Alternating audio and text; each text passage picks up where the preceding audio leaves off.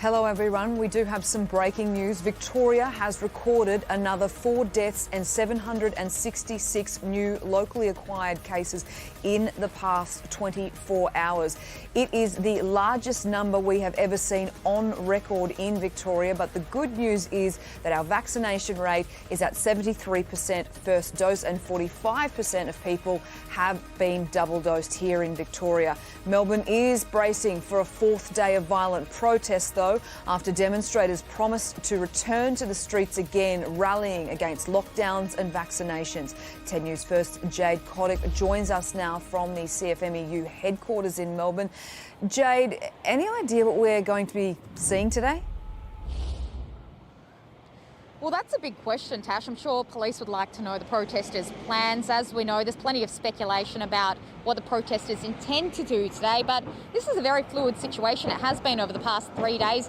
Plans and movements are constantly changing. So really, these protesters could end up anywhere. There are early reports we could see teachers and nurses who are against mandatory vaccination turn up at today's protest.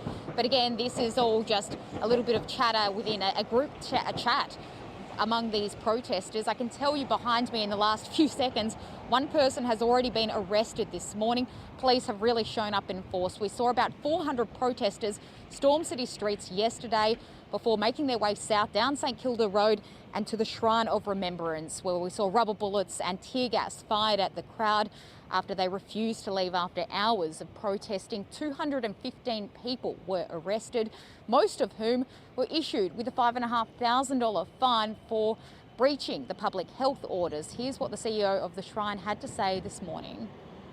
Personally, I was outraged that they should choose to come to a place of sacred reverence and remembrance to pursue their own selfish interests. I was really quite disgusted by the behaviours that we witnessed here yesterday.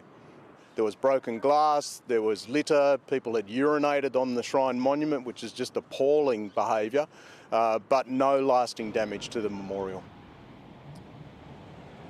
This morning will mark day 4 of protests, which initially started as a protest for construction workers after a 2-week shutdown was announced.